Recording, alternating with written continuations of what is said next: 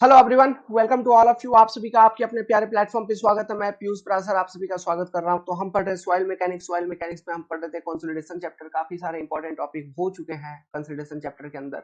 आज का जो क्लास है, इस पर्टिकुलर क्लास के अंदर हम काफी अंदर जाएंगे। मतलब ये फाइनल क्लास है कहीं ना कहीं इस पर्टिकुलर चैप्टर की, और इसमें हम आपको न्यूमेरिकल कॉन्सेप्ट्स एक्सप्लेन करेंगे जो कि काफी इंपॉर्टेंट होगा आपके लिए। ठीक है, तो सेटलमेंट एनालिसिस, हेडिंग डाल दीजिए सेटलमेंट एनालिसिस। देखो पहला concept, concept one, concept by concept चलेंगे इसमें। कंसेप्ट वन, लेट्स सपोज कि आपको मैं एक सॉइल प्रोफाइल देता हूं। ये लो, आपको मैंने एक दिया सॉइल प्रोफाइल। इस पर्टिकुलर सॉइल प्रोफाइल में मैं कह रहा हूं ऐसा ऐसा। देखो, मैं कह रहा हूं ये एक सैंड का लेयर है। This is your sand layer, again bottom layer is your sand layer, और यहाँ पे एक क्ले का लेयर है। ठीक है, लेट्स सपोज ऊपर वाले सैंड का थिकनेस है H1, ये क्ले का थिकनेस है H0, और नीचे वाले सैंड लेयर का थिकनेस है H2। मुझे ये बताइए, जब हम सेटलमेंट निकालेंगे, कंसोलिडेशन निकालेंगे, किस लेयर का निकालेंगे, क्ले का या सैंड का? ऑब्वियसली क्ले का, because this is your compressible soil. Compressible soil, पहली बात क्लियर। कंप्रेसिबल लेयर लिख देता हूं इसको, इसलिए हम सेटलमेंट निकालेंगे क्ले का। सैंड का सेटलमेंट से हमको कोई मतलब नहीं है, तो इसमें मार दिया मैंने क्रॉस।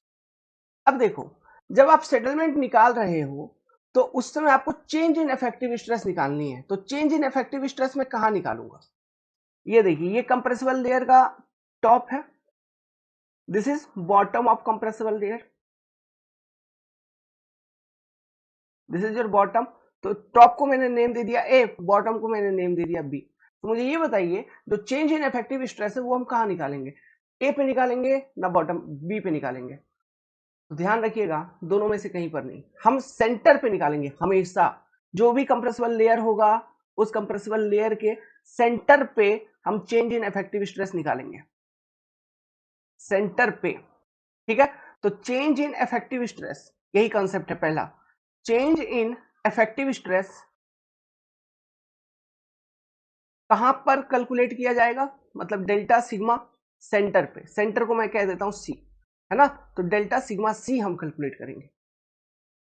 डेल्टा सिग्मा सी कैलकुलेट करने का क्या मतलब है? इसका फॉर्मूला हम कैसे लिख सकते हैं? Delta sigma c is equal to what? देखिए, सिग्मा, सॉरी इफेक्टिव, तो इफेक्टिव वाला मैं साइन दे देता हूं ऊपर।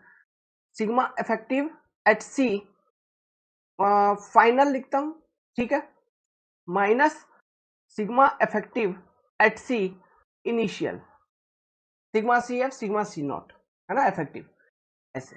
अब ये चीज इसमें ध्यान रखिएगा, जो सिग्मा सी नॉट है, ये वाला वैल्यू, ये क्या है?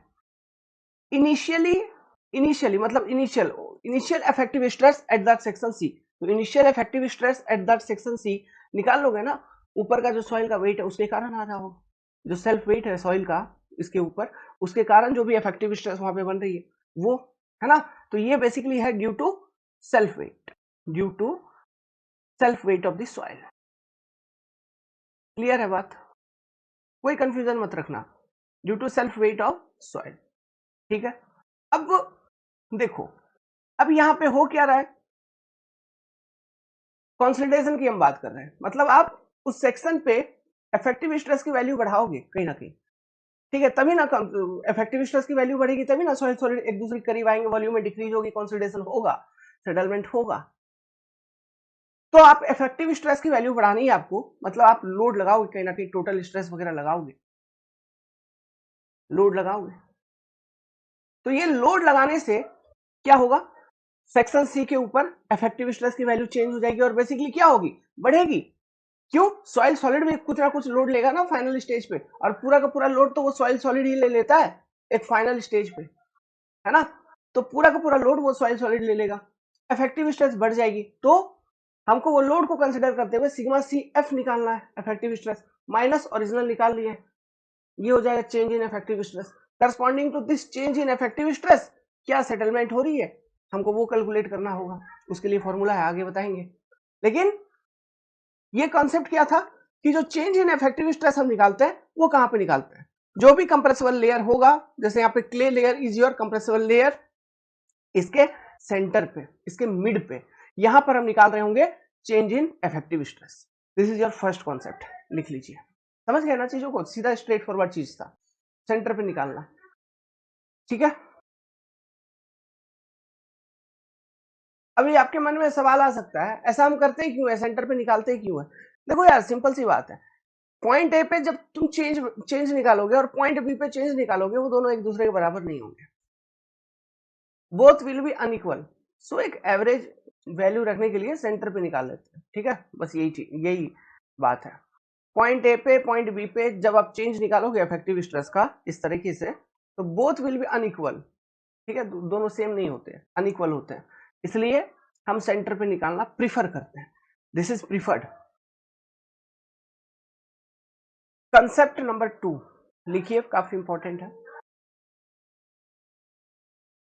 If load is applied at the foundation, कोई एक फाउंडेशन है, फाउंडेशन पे आप लोड अप्लाई कर रहे हो एट ए फाइनाइट एरिया, मतलब फाउंडेशन का एरिया फाइनाइट है, ठीक है, ऐसा नहीं है कि एक लंबा सा वाल चलता हुआ जा रहा है, फाइनाइट फाउंडेशन एरिया मतलब उसका विड्थ है बी और लेंथ है L, that is at the base of foundation, full stop. Then load will be distributed according to trapezoidal rule. पहला बात ये कि लोड का डिस्ट्रीब्यूशन कैसा होगा, it will be distributed according to trapezoidal rule starting from base of the foundation, just from base of the foundation से according to trapezoidal rule load distribution start हो जाएगी as shown in figure, अभी समझाएंगे figure. all the calculation will be done at a center of compressible layer, और बाकी सभी calculation को कहां करेंगे हम, सेंटर ऑफ कंप्रेसिबल लेयर पे। अब ये सेंटर ऑफ कंप्रेसिबल लेयर मतलब फाउंडेशन के नीचे जो सॉइल है उसको हम कंप्रेसिबल मान के चल रहे हैं, तो फाउंडेशन के नीचे जो सॉइल है, ठीक है, जितना भी लेयर का थिकनेस कंप्रेसिबल है उसके सेंटर पर हम चीजों को कैलकुलेट कर रहे होंगे।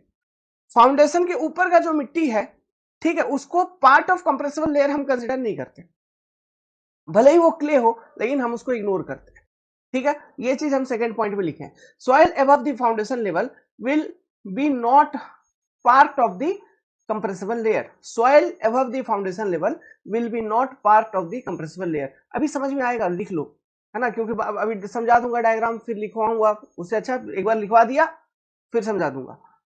It does not matter whether it is sand और क्ले, मतलब फाउंडेशन लेवल के ऊपर जो सॉइल है वो भले ही सैंड हो, क्ले हो, ग्रेवल हो, कुछ भी हो, वो कंप्रेसिबल सॉइल भी है, लेकिन फिर भी वो लेयर कंप्रेस नहीं होगी। अरे भाई उसमें लोड ही नहीं है ना यार, लोड तो फाउंडेशन का जो बेस है वो उसके नीचे की मिट्टी के ऊपर लगा रहा है, तो इसके ऊपर का मिट्टी कैसे कंप्रेस होगा, कंप्रेस तो उसके नीचे का मिट्टी होगा ना। इमेजिन कर पा रहे हो कि नहीं, ऐसा है कुछ फाउंडेशन फुटिंग ऐसा होता है, एक फुटिंग है, ठीक है, तो आप इमेजिन करो इसका विड्थ है बी, इसके अंदर लेंथ है एल, अब ये इसके ऊपर लोड आ रही है, दिस इज क्यू लोड आपने अप्लाई किया, तो ये फाउंडेशन लेवल के ऊपर का जो सॉइल है, इधर जो मिट्टी है, ये सॉइल, ये कंप्रेस होगा क्या, नहीं, जो कंप्रेस होना है उसके नीचे का अगर जो कंप्रेसिबल लेयर है, दिस पर्टिकुलर लेयर, यहां का जो मिट्टी है वो अगर कंप्रेसिबल सॉइल है, then that will get compress, not soil above the foundation level. समझ में आ रहा बात, यही चीज हम यहाँ पे कह रहे हैं, ठीक है। और लोड डिस्ट्रीब्यूशन शुरू हो जाती है from the base of the foundation, यहां से लोड डिस्ट्रीब्यूशन ट्रेपेजोइडल पैटर्न में चालू हो जाती है, ये बात ये कह रहा है। और सभी कैलकुलेशन इसके नीचे का जो कंप्रेसिबल लेयर होगा, इसका जो भी थिकनेस है, इसके सेंटर पे किया जाएगा। सभी कैलकुलेशन मतलब change in effective stress basically हम यहाँ पे देख रहे हैं, ठीक है, तो चेंज इन इफेक्टिव स्ट्रेस हम सेंटर पे निकालेंगे। अब वो कैसे निकालेंगे अभी समझाता हूँ, ये डायग्राम जो अभी यहाँ छोटा से बताया ना, अभी इसका हम बड़ा विजुअलाइजेशन आपको देते हैं। अब इसको समझिएगा, लेट्स सपोज कि आपके पास एक फुटिंग है, यू हैव ए फुटिंग या फाउंडेशन कह लो,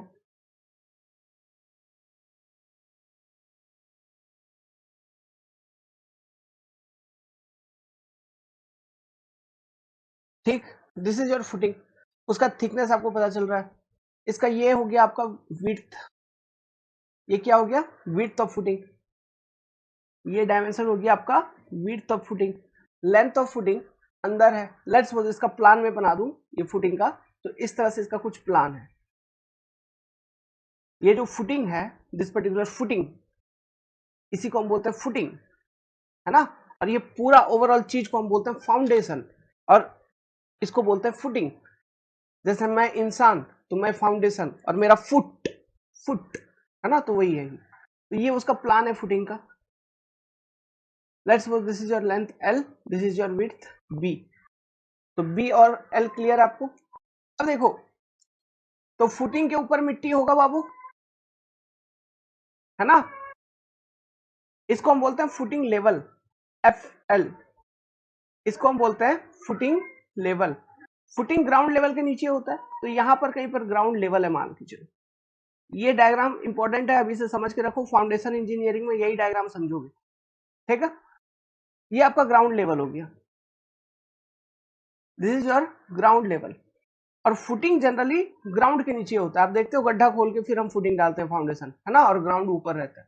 तो यही आपको ये डायग्राम इस तरह से दिखेगी, ठीक है। अब ये फुटिंग के नीचे माना गया है कि एक कंप्रेसिबल लेयर ऑफ सॉइल आपके पास, लेट्स सपोज ये जो फुटिंग है इसके नीचे एक कंप्रेसिबल लेयर ऑफ सॉइल है, एंड वो कंप्रेसिबल लेयर ऑफ सॉइल का थिकनेस कितना है, let's suppose that particular thickness is your H0, that particular thickness is your H0, ठीक है। This is your compressible layer, compressible layer.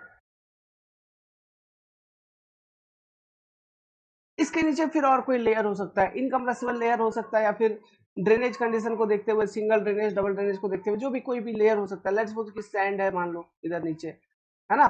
ऊपर भी यहाँ पर फाउंडेशन लेवल के ऊपर भी कुछ भी हो सकता है, सैंड हो सकता है, ये एक मिनट इधर लिखता हूँ, इस तरफ इधर फॉर्मूला लिखेंगे कोने पे, सैंड हो सकता है, या ये ग्रेवल हो सकता है, या क्ले भी हो सकता है यार, कोई फर्क नहीं पड़ता। क्यों, जो कंप्रेस होगा जो लेयर, वो कौन, जो फुटिंग के नीचे जो कंप्रेसिबल लेयर है, ऑन एप्लीकेशन ऑफ लोड वही कंप्रेस होना है, क्लियर है, ऑन एप्लीकेशन ऑफ लोड वही कंप्रेस होना है। अब देखिए, हम यहाँ पे इफेक्टिव स्ट्रेस का अगर बात करें तो वो किस फॉर्म में हम यहाँ पे देख रहे हैं, प्रेशर के फॉर्म में, मतलब kilo newton per metre square, इस तरह से हम देख रहे हैं, ठीक है। तो फाउंडेशन के ऊपर आप लोड लगाओगे, तो एक चीज और, जो भी हम कैलकुलेशन करेंगे कहां पर कर रहे हैं, ये कंप्रेसिबल लेयर के सेंटर पे हमको करना है, ये कंप्रेसिबल लेयर के सेंटर पे करना है। मतलब ये फुटिंग के नीचे जो ये जो डेप्थ आपको मिलेगी, ये डेप्थ कितना मिलेगा, ये डेप्थ मिलेगा आपका H0/2, H0/2, क्लियर। अब देखिए, तो एट दिस सेंटर, ये आपका सेंटर है, एक मिनट मेरा लैपटॉप का बैटरी कम हो रहा है, चार्ज लगा लो। ये जो सेंटर है, सुनना मेरा बात, ये जो सेंटर है इसके ऊपर कुछ ना कुछ इफेक्टिव स्ट्रेस होगा, मतलब इस सेक्शन के ऊपर, due to that above material कुछ ना कुछ होगा डेफिनेटली, अभी इनिशियली कुछ ना कुछ होगा। अब आपने क्या किया, इस फाउंडेशन के ऊपर क्यू लोडिंग लगाया, क्या लगाया, क्यू लोड लगाया। तो मैंने क्या बोला है, ये जो क्यू लोड है इसका डिस्ट्रीब्यूशन कैसा होगा, मतलब इस लोडिंग के कारण जो प्रेशर डिस्ट्रीब्यूशन कैसा होगा, ट्रेपेजोडियली, ट्रेपेजोडियल डिस्ट्रीब्यूशन होना है। मतलब आप ऐसा समझिए कि इधर ऐसा जाएगा ट्रेपेजोडियल फॉर्म में, ठीक है, इस तरह से, फिर लेंथ के अलोंग भी ट्रेपेजोडियली, विड्थ के अलोंग भी ट्रेपेजोडियली, लेंथ के अलोंग भी ट्रेपेजोडियली। आप समझ पा रहे हैं ना। देखो, आप ये समझो, ये फुटिंग है मान लो, फुटिंग, ठीक है। आप ऐसा देखो, ये ऐसा फुटिंग है मान लो, ये आपको विड्थ दिख रहा है, तो ट्रेपेजोडियल डिस्ट्रीब्यूशन ऐसा, मतलब जो प्रेशर डिस्ट्रीब्यूशन, ये जो क्यू लोड आप अप्लाई कर रहे हो, दिस क्यू लोड, इसके कारण जो प्रेशर डिस्ट्रीब्यूशन होगा ट्रेपेजोडियली, ऐसा ट्रेपेजोडियल फॉर्म में, ठीक है। ये ऐसे निकल के आएंगे रे, फिर लेंथ के लॉन्ग भी, जो into the plane of paper दिख रहा है, लेंथ के लॉन्ग भी जो आपका प्रेशर डिस्ट्रीब्यूशन निकल के आएगा, ये ऐसा, फिर ये ऐसा, समझ में आ रहा है। इधर भी ट्रेपेजोडियल डिस्ट्रीब्यूशन, इधर भी ऐसा ट्रेपेजोडियल डिस्ट्रीब्यूशन। तो नीचे एक एरिया दिख रहा है आपको, ट्रेपेजोडियल एरिया इधर से निकलता हुआ पूरा एक 3D टाइप, नीचे से अगर देखोगे दिख रहा है, ये देखो ना यार, ऐसे ऐसे, ठीक है। सिमिलरली लेंथ के अलाउ ऐसे ऐसे, तो दोनों बगल से, तो एक एरिया अगर देखोगे तो एरिया दिख रहा है कुछ, ओके, तो वही एरिया से हमको मतलब है। तो ये जो प्रेशर डिस्ट्रीब्यूशन का एंगल होता है ये देते हैं, ये स्लोप देते हैं प्रेशर डिस्ट्रीब्यूशन का। तो जो स्लोप है लेट्स सपोज प्रेशर डिस्ट्रीब्यूशन का, उसको मैं कहता हूं 1:n। 1:n, ये 1:n का मतलब क्या है, हम लिखते हैं vertical is to horizontal. 1:n का मतलब है वर्टिकल रेशियो हॉराइजेंटल, मतलब एक यूनिट अगर हम वर्टिकल जाएंगे तो n यूनिट हॉराइजेंटल जा रहा है। ये 1:n का ये मतलब होता है, एक यूनिट अगर हम वर्टिकल जाएंगे तो n यूनिट हॉराइजेंटल जा रहा है। इस तरह से प्रेशर डिस्ट्रीब्यूशन होगी ट्रेपेजोइडल फॉर्म में, ठीक है। तो वो डिस्ट्रीब्यूशन बनाइए, कुछ इस तरह से आपको दिखेगा ऐसा। तो ये जो ट्रेपेजियम ऐसा इधर विड्थ के अलॉन्ग आप देख रहे हो, लेंथ के अलॉन्ग भी सेम, ठीक है, लेंथ के अलॉन्ग भी सेम। अब देखो ये हो गया प्रेशर डिस्ट्रीब्यूशन, किसके लिए, ये क्यू लोडिंग जो आपने अप्लाई किया उस कारण से जो प्रेशर डिस्ट्रीब्यूशन बन रहा है वो आपने ये बना दिया। अब मेरे को निकालना क्या है, चेंज इन इफेक्टिव स्ट्रेस, कहां पे, सेंटर पे, डेल्टा सिग्मा डैश, सेंटर पे। तो ये चेंज इन इफेक्टिव स्ट्रेस, तो समझो इनिशियली जो इफेक्टिव स्ट्रेस था वहां पे due to that above material soil, मतलब उस सेंटर के ऊपर जितना भी मटेरियल है उसके कारण कहीं ना कहीं वो सेल्फ वेट ऑफ सॉइल के कारण इफेक्टिव स्ट्रेस था वहां पर। अब तुमने लोडिंग लगाया तो उसका प्रेशर डिस्ट्रीब्यूशन हुआ, तो वो प्रेशर जितना आ रहा है वो भी तो इफेक्टिव स्ट्रेस में कंट्रीब्यूट कर रहा है, मतलब सेंटर सेक्शन इफेक्टिव स्ट्रेस में कंट्रीब्यूट कर रहा है। पहले से कुछ था ड्यू टू सेल्फ वेट, अभी ये एड अप हो गई। जब तुम चेंज निकालोगे तो पहले से जो था वो सब्ट्रैक्ट हो जाएगा, वो खत्म हो जाएगा, एक दूसरे से सब्ट्रैक्ट करेगा। जो प्रेशर राइज हुई या प्रेशर चेंज हुई, जो चेंज इन इफेक्टिव स्ट्रेस आप देखोगे वो क्या देखोगे, इस सेंट्रल सेक्शन पे जो क्रॉस सेक्शन एरिया आपको दिखेगा, लेट्स सपोज वो है एरिया एट सी, है ना। तो आप वो जो चेंज आप देखोगे, change in effective stress, that will be nothing but Q divided by area at that section. यही आप देखोगे, Q divided by cross section area at that section, that will be the change in effective stress at that particular section. Q तो हमको मालूम है, area कैसे निकालेंगे, अरे यार एरिया कैसे निकालेंगे, ये डिस्ट्रीब्यूशन भले ही ट्रापेजोइडल हो रहा है लेकिन किसी एक सेक्शन पे एरिया देखोगे तो वो रेक्टेंगुलर एरिया मिलेगा। तुम सोचो इस तरह से डिस्ट्रीब्यूशन हो रहा है प्रेशर का, बट एक सेक्शन को कट करो और नीचे से देखो कैसा दिखेगा, रेक्टेंगल दिखेगा ना, रेक्टेंगल ना दिखेगा जी, एक लेंथ दिखेगा एक विड्थ दिखेगा, ठीक है। बेस पे क्या दिखेगा आपको, रेक्टेंगल ही दिखेगा। ट्रेपेजियम क्या होता है, ऊपर एक छोटा रेक्टेंगल नीचे एक बड़ा रेक्टेंगल, कनेक्ट कर दीजिए, ये हो गया एक ट्रेपेजियम का 3D। अब तुम बीच में कहीं भी काटोगे नीचे से देखोगे तो जो बेस है वो एक रेक्टेंगल ही दिखेगा ना, उसका एक विड्थ होगा उसका एक लेंथ होगा, वो हमको निकालना है। कैसे निकालेंगे, देखो अब निकालने का तरीका सिंपल सी बात है, सीधी सीधी बात है। यहाँ पे ये जो प्रेशर डिस्ट्रीब्यूशन प्रोफाइल है उसको ड्रॉप करिए, क्या ये वर्टिकल ऐसे ड्रॉप हो जाएगा, इधर भी वर्टिकल ड्रॉप हो जाएगा। रेशियो तुम्हारे पास क्या था, स्लोप, स्लोप क्या था इसका 1:n, 1:n, ये था स्लोप। अब सेंटर पे निकाल रहे हो कंप्रेसिबल लेयर का थिकनेस अगर h0 तो सेंटर तक में जो कंप्रेसिबल लेयर का थिकनेस होगा वो h0/2 होगा। अभी एक जनरल फॉर्मूला बनाने के लिए लेट्स सपोज कि मैं किसी एक जेड डेप्थ पे निकाल रहा हूं, एट सम डेप्थ जेड, ठीक है, एट सम जेड डेप्थ, एक जनरल फॉर्मूला बनाने के लिए। तो मुझे ये बताओ जब तुम जेड डेप्थ नीचे जाओगे तो हॉरिजॉन्टली कितने जाओगे, ये कितना होगा एन जेड, सिमिलरली यहां से यहां तक क्या होगा अगेन एन जेड, ये क्या होगा, this is base width B. तो ये total width at that Z depth कितना आपको मिलता है, B plus 2nz। Similarly length के along L plus 2lz, L plus 2lz मिल जाएगा। जैसे यहाँ पे आपको बी प्लस 2nz मिला, लेंथ के अलॉन्ग क्या मिलेगा, एल प्लस 2lz मिलेगा, मिल जाएगा। तो हम क्या लिखेंगे, Q divided by area at the centre, ठीक है। हमको पता चल, देखो यहाँ पे z की जगह हम h0/2 पुट करेंगे जब हम एक्चुअली में सॉल्व कर रहे होंगे, लेकिन एक जनरल फॉर्मूला मैं लिख रहा हूं। तो चेंज इन इफेक्टिव स्ट्रेस क्या क्या ले रहे हैं हम, Q divided by B into L, है ना। तो एरिया कितना तुम्हारा, B गुना, अब सॉरी बी इंटू एल करना है, तो बी कितना है सेंटर पे, बी प्लस 2nz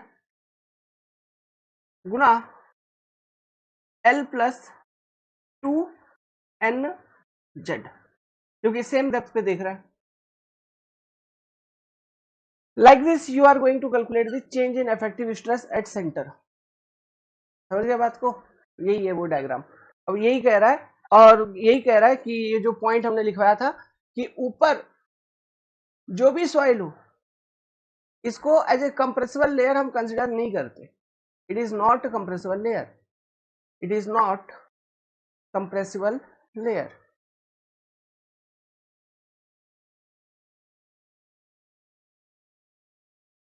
समझ गए.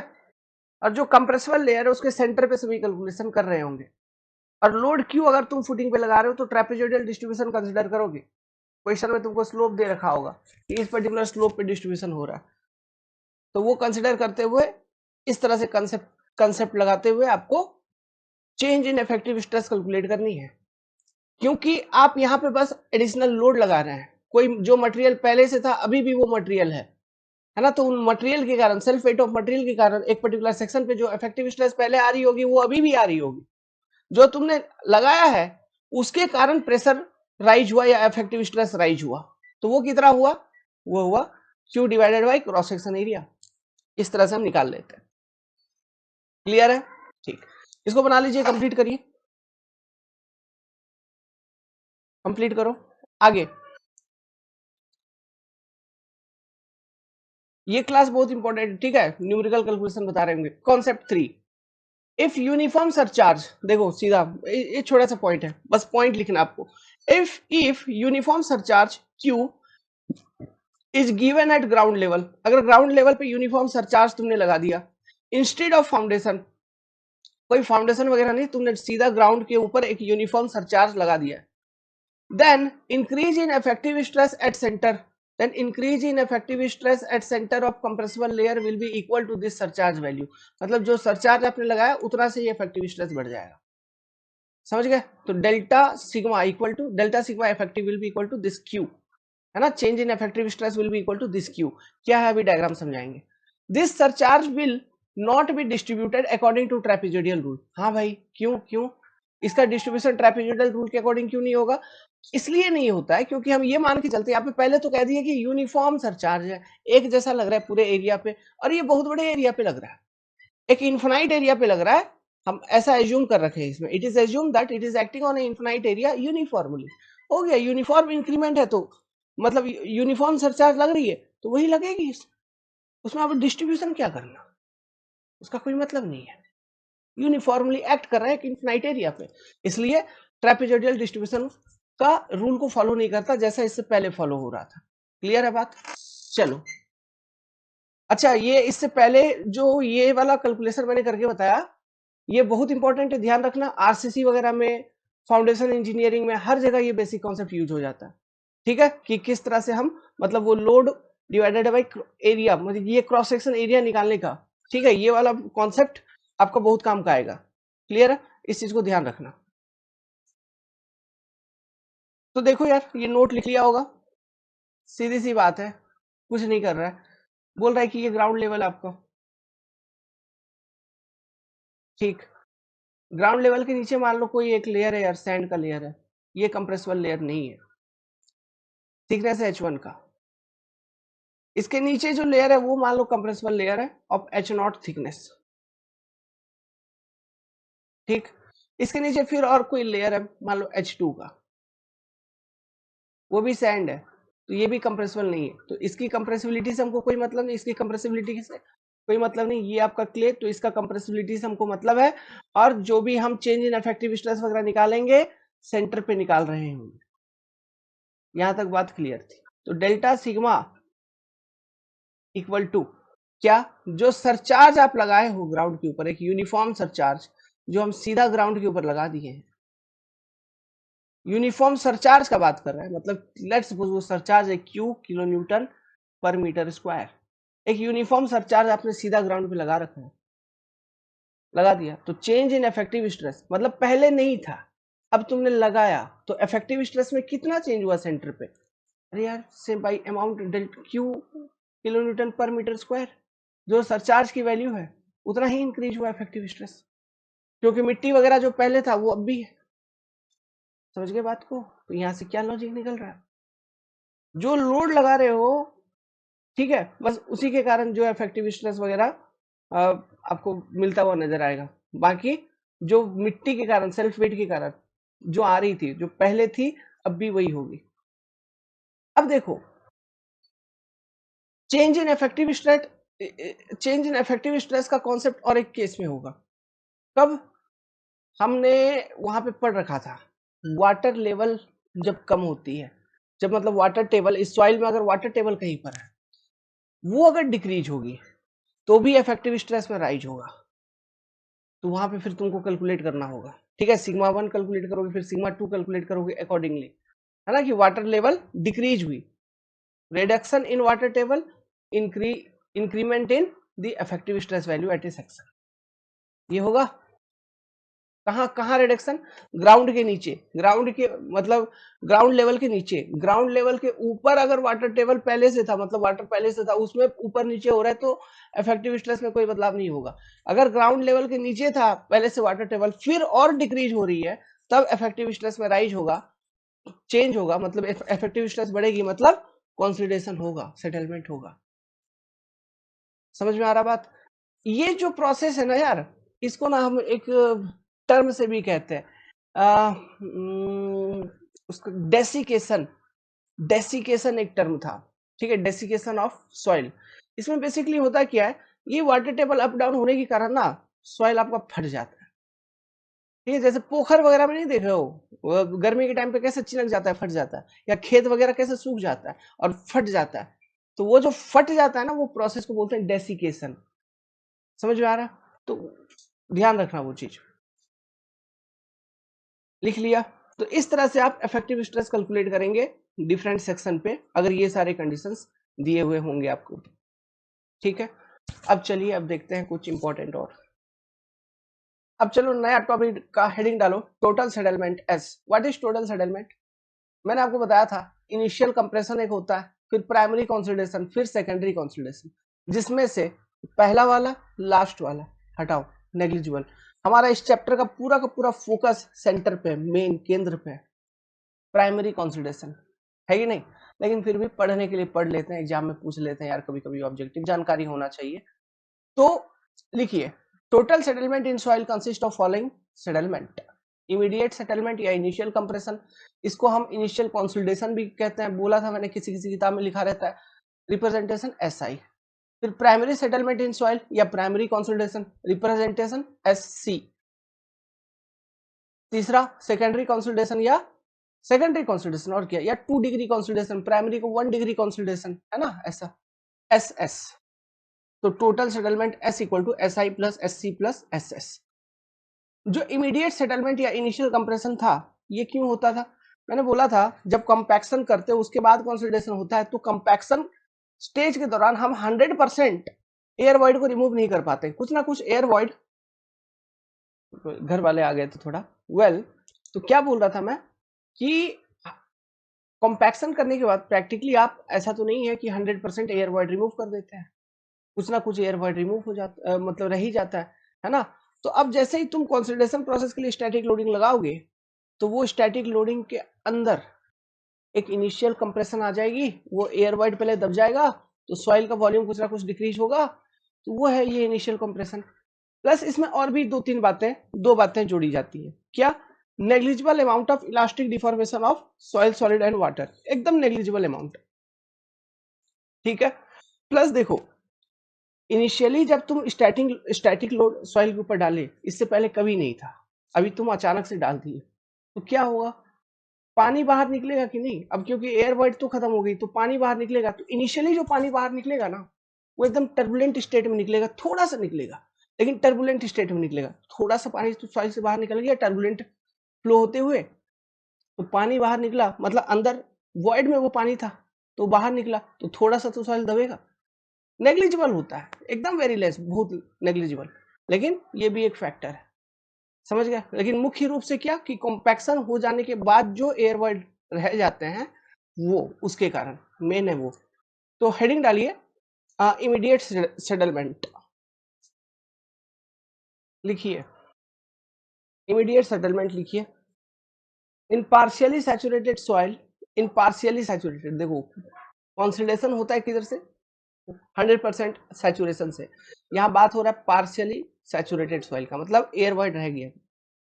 Soil, it is due to compression and expulsion of pore air, compaction, initial compaction, and also due to negligible elastic deformation of water and soil solid in saturated soil mass। अब जब air void निकल जाएगा तो saturate हो गया, फिर उसके बाद negligible amount of elastic deformation, elastic deformation होगा नेग्लिजिबल अमाउंट ऑफ इनिशियली। तो कुछ ना कुछ सॉइल में कुछ ना कुछ तो कंप्लीटली इलास्टिक नहीं है, लेकिन कुछ ना कुछ तो इलास्टिसिटी है, थोड़ा सा कुछ ना कुछ तो होगा यार, थोड़ा सा तो कुछ ना कुछ होगा, है, होता है, रहता है। तो वो थोड़ा सा इलास्टिसिटी के कारण अभी तुम लोड लगाओगे किसी मटेरियल पे तो इनिशियली एकदम थोड़ा सा कुछ ना कुछ वो अपने इलास्टिसिटी को रेस्पॉन्ड तो करेगा, तो थोड़ा सा दबेगा। तो वही वो बात कर रहा है कि negligible elastic deformation of water and solid in saturated soil mass, ठीक है। It is also due to initial squeezing of water, ठीक है, और वो लोड लगाने के कारण फिर पानी बाहर निकलना है इनिशियली, तो अगर कुछ पानी बाहर निकल रहा है तो टर्बुलेंट स्टेट में बाहर निकल रहा है। लेकिन ध्यान रखना 1 डिग्री कॉन्सिडरेशन के दौरान तरजागी ने क्या अज्यूम कर रखा है कि जब 1 डिग्री कॉन्सिडरेशन हो रही है तो पोर वाटर प्रेशर, पोर वाटर की जो एक्सपल्सन हो रही है अंडर एक्सेस पोर वाटर प्रेशर, जो फ्लो हो रही होगी वो लेमिनार हो रही होगी, ये बोल रखा था फादर ऑफ सॉइल मैकेनिक्स ने, ठीक है। लेकिन यहाँ पे इनिशियल स्क्वीजिंग है पानी का, मतलब बाहर निकल रहा है एक झटके में, जैसे आपने लोड लगाया उस कारण से, है ना, जो कि बहुत लेस होता है और वो टर्बुलेंट स्टेट में फ्लो होकर बाहर निकलती है। इन कारणों के कारण इमीडिएट सेटलमेंट होती है। तो ध्यान रखिएगा, एग्जाम में हो सकता है ऑब्जेक्टिव क्वेश्चन पूछ लिया जाए। अब चलिए, दो तरह का सॉइल हमारे पास बेसिकली है, हम दो तरह का सॉइल को कंसीडर करेंगे, एक कंसीडर करेंगे सैंड, दूसरा कंसीडर करेंगे क्ले, ठीक है। सैंड में इनिशियल सेटलमेंट कैसे, क्ले में इनिशियल सेटलमेंट कैसे। एग्जाम में देखो गेट में ये पूछ रखा है क्ले का, ठीक है, गेट में आया है और कहीं मैं नहीं देखा हूं, गेट एग्जाम में बस क्ले का इनिशियल सेटलमेंट हमने देखा है, ठीक है। तो हम दोनों का पढ़ लेंगे, सैंड का भी पढ़ लेंगे और क्ले का भी पढ़ लेंगे। तो लिखिए इमीडिएट सेटलमेंट इन सैंड, छाप लीजिए पूरा का पूरा।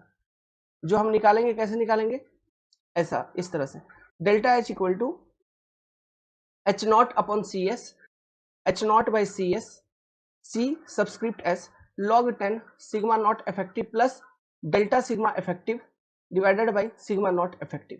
एच नॉट मतलब थिकनेस ऑफ सैंड लेयर या original thickness of sand layer, ऐसा कह लो, original thickness of sand layer. Sigma not effective, initial effective stress at centre of sand layer. Delta sigma effective, loading जब लगाओगे उस कारण से जो change in effective stress due to loading at centre of sand layer, ठीक है। ये हो गया sigma not effective, delta sigma effective, आपको पता चल गया क्या है। अब log 10 का तो मतलब जानते ही हो। सी एस क्या है, सी एस एक तरह का कोफिशियंट है जो हम यहाँ पे यूज करेंगे, कोफिशियंट फॉर सैंड, जिसका वैल्यू हम निकालेंगे इस फॉर्मूला को यूज करके, 1.5 C R divided by sigma not effective, जहां पे सी आर क्या होता है, it is your static cone resistance of sand in kilo newton per metre square. इस यूनिट में आपको ये वैल्यू दिया रहेगा क्वेश्चन में, फॉर्मूला याद कर लीजिए, डेरिवेशन करने की जरूरत नहीं है, ठीक है। अभी कोई भी फॉर्मूला हम डिराइव नहीं करेंगे, सीधा याद। तो delta H equal to H not by C S log 10 sigma not effective plus delta sigma effective by sigma not effective. इसमें कौन सा पैरामीटर क्या है आपको सब कुछ मालूम है ना, वो इफेक्टिव स्ट्रेस, ये इनिशियल थिकनेस, और सी एस कैसे निकालेंगे, 1.5 C R by sigma not effective. ध्यान रखिएगा क्वेश्चन में सी आर दिया रहेगा, सी एस नहीं, और ये सी आर को कंफ्यूज नहीं होना किससे, recompression index, it is not recompression index, recompression index, क्योंकि रिकम्प्रेशन इंडेक्स को भी हम सी आर लिखते हैं, लेकिन वहां पे हम सी स्मॉल आर लिखे थे, वो रिकम्प्रेशन इंडेक्स था, है ना, तो it is not recompression index, ध्यान रखिएगा। Next, immediate settlement in clay, पता नहीं क्यों बट इसको इंपॉर्टेंट मुझे कहना पड़ता है बहुत बार, ठीक है। आप देखोगे ड्यूरिंग टाइम्स ऑफ 2010, 2012, 2008, 2009, फिर 2015-16 के टाइम पे भी, उससे पहले बहुत बार ये क्वेश्चन पूछा है। हाल फिलहाल में क्वेश्चन ये वाला नहीं देख रहा हूँ, लेकिन पहले बहुत बार देख रखा था मैंने क्वेश्चन ये गेट में। जब हम लोग प्रिपरेशन करते थे तो ये टॉपिक काफी इंपॉर्टेंट होती थी, मतलब ये वाला फॉर्मूला तो याद रखते ही रखते थे, क्योंकि यहाँ से क्वेश्चन आता ही आता था 2 नंबर का या 1 नंबर का। तो आप भी याद रखिए। Immediate settlement in clay, clay में कैसे निकालेंगे? देखिए, immediate settlement in clay is very less, एक तो बहुत कम होता है, that is insignificant, relatively insignificant, but it may be calculated below the corner of flexible foundation. ये फ्लेक्सिबल फाउंडेशन क्या है, रिजिड फाउंडेशन क्या है, आगे आएगा वहां समझाएंगे, है ना। हमको फाउंडेशन इंजीनियरिंग पढ़ना ही पढ़ना है पूरा।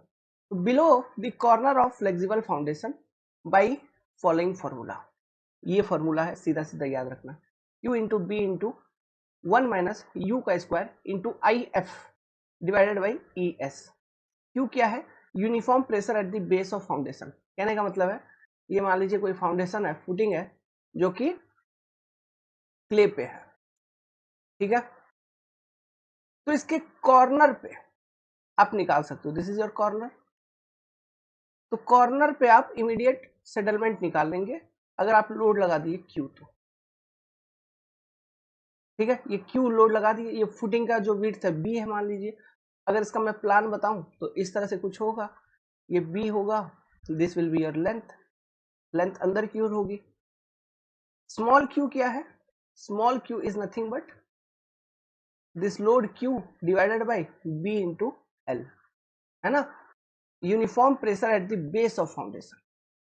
अच्छा, यहाँ पे कॉर्नर पे क्यों? अरे यार, एक लॉजिक देखो, जब भी सेटलमेंट वगैरह होता है, ये कॉर्नर कोनिया ज्यादा धसता है ना कोनिया ज्यादा धसा हुआ लगता है, बीच वाला तुमको धसा हुआ लगेगा क्या देखने में? नहीं, कोनिया कोनिया है ना, कॉर्नर, इसलिए कॉर्नर पे निकाल रहे हैं, ठीक है। तो Q इक्वल टू, ये स्मॉल Q समझ गए। आगे B width of footing which is less than length, ठीक है, मतलब B is less than length. तो यहाँ पे विड्थ का इस्तेमाल हो रहा है, ध्यान देना। U equal to Poisson's ratio of soil, क्या? Poisson's ratio of soil. ES equal to Young's modulus of elasticity of soil. IF influence factor which depend on L by B ratio, जो कि लेंथ बाई विड्थ रेशियो पे depend करता है, ठीक है। ये L by B ratio पे depend करता है एक फैक्टर जिसको हम कह रहे हैं इन्फ्लुएंस फैक्टर, और इसका और एक नाम याद रखना, सेफ फैक्टर, सेफ फैक्टर, ठीक है। एक चीज अब नोट करो, किसी किसी क्वेश्चन में ना IF का वैल्यू नहीं दिया रहेगा, मान लो नहीं दिया है तो कैसे निकालोगे? नहीं निकालना। If IF is not given in question,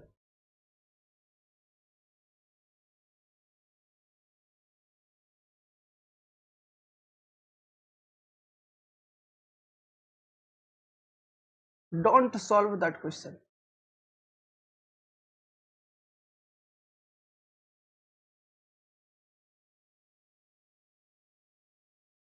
ये फॉर्मूला मैं यूज करता था। IF का वैल्यू नहीं दिया है, मतलब नहीं, हटाओ, कोई माथा पेची करने की जरूरत नहीं है, ठीक है। इन्फ्लुएंस फैक्टर की अगर वैल्यू नहीं दिया है तो क्वेश्चन सॉल्व करने की दरकार नहीं है।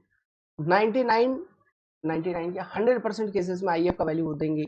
गलती से किसी एक आध क्वेश्चन में मिस अगर हो जाए IF का वैल्यू, तो समझ जाओ क्वेश्चन सॉल्व होने वाला नहीं है, किसी से भी होने वाला नहीं है, कोई भी नहीं कर पाएगा, सब छोड़ के आएगा, ठीक है। आपको भी छोड़ के आना है। बाकी ये है सेटलमेंट। एक चीज ध्यान रखने वाली बात यहाँ पे है, नोट अगर लिखो, एग्जाम में अलग से पूछ सकता है कि जो इमीडिएट सेटलमेंट या इनिशियल कंप्रेशन है क्ले में, वो उस सॉइल का इलास्टिक प्रॉपर्टीज के ऊपर डिपेंड करता है। यंग्स मॉडुलस ऑफ इलास्टिसिटी क्या है? इलास्टिक प्रॉपर्टी है उसका। यू क्या? पॉइजन्स रेशियो, है ना, इनके ऊपर डिपेंड करता है। ये चीज आपसे पूछ सकता है अलग से एक नोट में, ठीक है। एग्जाम में ऑब्जेक्टिव एज ए स्टेटमेंट वो कह देगा कि immediate settlement in case of clay depends on this parameter, या यस, है ना, वो सही होगा। ऐसे स्टेटमेंट में और होता है ना, choose which of the following statements are correct, ठीक है, ऐसे क्वेश्चंस में डाल सकते हैं। बाकी ये छाप लीजिए। हो गया आपका इमीडिएट सेटलमेंट खत्म। अब हम देखेंगे प्राइमरी कंसल्टेशन के फॉर्मूला, जो कि काफी इंपॉर्टेंट है, वही आपका मेन है। सेकेंडरी कंसल्टेशन नेग्लिजिबल, पहले से इग्नोर कर रखे हैं, उसको हमको देखना भी नहीं है, ठीक है। ये बहुत कम होता है, प्राइमरी सेटलमेंट जो होती है उसका 10 to 15%, उससे ज्यादा नहीं होता है, और काफी स्लोली होता है, वेरी स्लो प्रोसेस, इसलिए उसको हम नेग्लेक्ट करते हैं, ठीक है, उसको हम कंसिडर करते ही नहीं है। ये नोट मैंने पहले आपको लिखवा के नेग्लेक्ट करवा दिया उसको, तो उसका कैलकुलेशन नहीं होता, ठीक है। हम कैलकुलेट करेंगे प्राइमरी कंसल्टेशन को। फिर एक टॉपिक रहेगा अपना कोडल प्रोविजंस क्या है सेटलमेंट का, ठीक है, वो टॉपिक हम देखेंगे। परमिसिबल वैल्यू क्या है सेटलमेंट के, वो देखेंगे। इसी के साथ ये चैप्टर आपका खत्म हो जाएगा। क्लियर है? चलिए लिखिए, ठीक है, हमने लिखा है पहले, लिखिए प्राइमरी कंसल्टेशन या 1 डिग्री सेटलमेंट इंपॉर्टेंट है, ठीक है, ये इंपॉर्टेंट है। कुछ बातें मैंने लिखे हैं जो आपने पहले पढ़ रखा है। ये किस में होगा? केवल क्ले में। सैंड में हम कंसिडर करते हैं क्या? नहीं। क्ले जो लेयर होता है उसी को हम कंप्रेसिबल लेयर कंसिडर करते हैं, तो सैंड में हमको निकालने की जरूरत नहीं है। It is due to expulsion of pore water, मालूम आपको। अल्टीमेट सेटलमेंट, जो फाइनल ओवरऑल सेटलमेंट होनी है, value do not depend on drainage condition, that is single और डबल, इस पर डिपेंड नहीं करता, आपको मालूम है। इंटरमीडिएट सेटलमेंट का वैल्यू डिपेंड करता है ड्रेनेज कंडीशन पे, बट नॉट अल्टीमेट। ये सब कुछ बातें प्लस और भी, जैसे कि up to 90% degree of consideration, ठीक है, आप प्राइमरी सेटलमेंट को मानिए, क्योंकि वहां तक जल्दी हो जाता है, उसके बाद लास्ट 10% होने में बहुत लेट लगता है, इसलिए हम कहते हैं कि प्राइमरी कंसिडरेशन खत्म हो गई जब डिग्री ऑफ कंसिडरेशन 90% अचीव हो गई, वो भी होता है ना। लेकिन प्रैक्टिकली हम ये कहते हैं कि it stop when expulsion of pore water stops, हम ये कहते हैं। और 90% पे हम मान लेते हैं कि मोटा मोटी कंसिडरेशन खत्म हो गई, और ये इन्फिनाइट टाइम तक कंटिन्यू रहता है। वैसे यहाँ पे t इक्वल टू इन्फिनिटी पे कंटिन्यू रहेगा। जब t इक्वल टू इन्फिनिटी तक चल रही है, तो सोचो t इक्वल टू इन्फिनिटी के बाद भी कुछ समय है, उसके बाद फिर सेकेंडरी होनी है। ओके, तो लास्ट में डिफाइन नहीं कर पाए ढंग से चीजों को। फादर ऑफ सॉइल मैकेनिक्स मैं नहीं, फादर ऑफ सॉइल मैकेनिक्स। तो इसलिए उन्होंने कहा है कि 90% पर डिग्री ऑफ कंसल्टेशन 90% पर ये खत्म हो गया, उसके बाद फिर सेकेंडरी आप मान के चलिए, ठीक है। और एक तरफ उन्होंने ये भी कहा है कि ये t इक्वल टू इन्फिनिटी तक चलेगी। ओके, वेल ठीक है, तो ये सारे बात आपने देख रखा था। तो following formula are use to calculate this. क्या क्या फॉर्मूला यूज हो सकता है इसको कैलकुलेट करने में? पहला कंसेप्ट देखो, simple formula, when change in void ratio आपको दिया है, तो आपको मोटा मोटी ये डेटा दिया होगा। देखिए हमारे पास एक फॉर्मूला है, delta H upon H not is equal to क्या? E not by, sorry, delta E by 1 plus E, delta E by 1 plus E, E not, we have this particular formula. तो यहां से सेटलमेंट कितना? This delta H which is equal to delta E divided by 1 plus E naught into H naught. We can calculate like this. Settlement value, यहाँ पे आपको क्या क्या value चाहिए होगा? चेंज इन वॉइड रेशियो मालूम, इनिशियल वॉइड, मतलब आपको वॉइड रेशियो का डेटा दिया है, और जो थिकनेस है कंप्रेसिबल लेयर का वो तो दे ही रखा होगा डेफिनेटली बाय डिफॉल्ट। तो थिकनेस ऑफ कंप्रेसिबल लेयर और change in void ratio, initial और फाइनल, ये चेंज आपको दिया है, और इनिशियल वॉइड रेशियो आपको दे रखा है, या फिर इनिशियल वॉइड रेशियो को निकालने का ट्रिक दे रखा है। Using that you can calculate this settlement value like this. दूसरा, when coefficient of compressibility is given, मतलब coefficient of volume compressibility, okay, when coefficient of volume compressibility मतलब mv का value दे रखा है, mv इक्वल टू क्या होता है? Change in volume upon original volume with respect to change in effective stress, equal to delta H by H not by change in effective stress. तो यहां से implies that how I can write this delta H equal to सीधा mv into h naught into change in effective stress, सीधा ये formula use हो जाता है। ये दिया रहेगा, क्वेश्चन में दिया रहेगा, ठीक है, इस तरह से डेटा दिया रहेगा। आप इस फॉर्मूले को वहां से भी लिंकअप कर सकते हो, वर्ड रेशियो वाले से, आपको रिलेशन मालूम है, ठीक है। तो मतलब हमको बेसिकली वो डेल्टा एच का वैल्यू निकालना है, समझ रहे हैं बात को, किसी तरह से रिलेशन सब कुछ मालूम है आपको, वो डेल्टा एच का वैल्यू निकालना है। तो इन ये कोफिशिएंट ऑफ वॉल्यूम कंप्रेसिबिलिटी और या वॉइड रेशियो चेंज वाला लॉजिक यूज करके इस तरह से आप निकाल सकते हैं इन दोनों कॉन्सेप्ट को यूज करके, ठीक है। अब बात करते हैं तीसरा वाला फॉर्मूला जो कि बहुत इंपॉर्टेंट है। अगर आपको कोफिशिएंट ऑफ कंप्रेशन और कोफिशिएंट ऑफ रिकम्प्रेशन के वैल्यूज दे रखे, coefficient of compression and coefficient of recompression के वैल्यूज अगर आपको दे रखे हैं, तो फिर हम कैसे निकालेंगे। देखिए दो तरह का सॉइल हमने पढ़ रखा था, एक पढ़ रखा था नॉर्मली कंसिडरेटेड सॉइल, एक पढ़ रखा था ओवर कंसिडरेटेड सॉइल। तो दोनों को अलग अलग तरीके से हम कंसिडर करते हैं इस पर्टिकुलर फॉर्मूला में। कैसे, देखो लिखिए, for normally consolidated soil and the value of CC, CC मतलब कंप्रेशन इंडेक्स या कोफिशिएंट ऑफ कंप्रेशन, ठीक है। कोफिशिएंट ऑफ कंप्रेसिबिलिटी नहीं, कोफिशिएंट ऑफ कंप्रेसिबिलिटी एवी था, ये कोफिशिएंट ऑफ कंप्रेशन है या कंप्रेशन इंडेक्स है, ठीक है। तो delta H equal to C C H not divided by 1 plus E not log 10 sigma not effective plus delta sigma effective divided by sigma not effective. समझ गए, this is for normally consolidated soil. Important मतलब ऐसा तैसा important, जोरदार important formula, कितना न कितना question solve होगा। हम न्यूमेरिकल सॉल्व करेंगे, ठीक है, तो हम इन सब फॉर्मूला को यूज कर रहे होंगे सेटलमेंट वगैरह निकालने का, वो सीवी टीवी वो सब चीजों जो बताया था ना, उनको भी यूज कर रहे होंगे, इनको यूज कर रहे होंगे, सब चीज यूज करके हम आपको न्यूमेरिकल क्वेश्चन सॉल्व करवाएंगे, ठीक है, टेंशन मत लीजिए। गेट का, एसी का, सबका आपको मतलब अवगत करा देंगे इन फॉर्मूला को कैसे यूज किया जाता है। बाकी चीजें पकड़ रहे हो ना, ये फॉर्मूला किसके लिए यूज करेंगे अपन, सेटलमेंट निकालने के लिए। अगर सीसी का वैल्यू दिया है तो नॉर्मली कंसिडरेटेड सॉइल के लिए। अभी देखो मैंने क्या बोला, सीसी का वैल्यू दिया है, हो सकता है डायरेक्टली सीसी का वैल्यू ना दे रखा हो, डायरेक्टली ना दे रखा हो, आपको लिक्विड लिमिट वगैरह दे रखा हो, तो आपको फॉर्मूला मालूम है ना सीसी निकालने का, तो use that particular formula and calculate CC. अगर लिक्विड लिमिट वगैरह दे रखा है तो सॉइल का, अगर लिक्विड लिमिट वगैरह दे रखा है तो हम फॉर्मूला को लगा लेंगे और सीसी का वैल्यू कैलकुलेट कर लेंगे। और कौन सा फॉर्मूला यूज कर रहे होंगे हम सीसी निकालने के लिए, अगर लिक्विड लिमिट वगैरह दिया है तो 0.009 वाला WL परसेंटेज -10, ये अनडिस्टर्ब्ड सैंपल के लिए था ना, तो बेसिकली ये हम यूज करेंगे। और अगर क्वेश्चन में अलग से डिस्टर्ब्ड मेंशन कर दिया है तो 0. वो अलग वाला यूज हो जाएगा, लेकिन मैक्सिमम केसेस में कुछ नहीं अगर कहा रहेगा तो ये फॉर्मूला अप्लाई करना। अगर कुछ स्पेसिफाई किया गया है तो दूसरा वाला डिस्टर्ब वाला फॉर्मूला जो है उसको यूज करोगे, तो ये सीसी इस तरह से निकल जाएगा, ठीक है। लिखिए इसमें क्या जो पैरामीटर है वो क्या क्या है, मतलब ये delta H, this is your value of ultimate settlement जो कि आप निकाल रहे हैं, अल्टीमेट सेटलमेंट। ये केवल ये फॉर्मूला आप किस में अप्लाई करोगे, फॉर नॉर्मली कंसिडरेटेड कंडीशंस, है ना। मतलब वो जो सॉइल है उसके ऊपर जो भी ये चेंज इन इफेक्टिव स्ट्रेस वो रिकॉर्ड कर रहा है, ये ऑब्जर्व कर रहा है, देख रहा है, वो पहली बार देख रहा है अपने जिंदगी में, है ना, वो कंडीशन बन रखी है।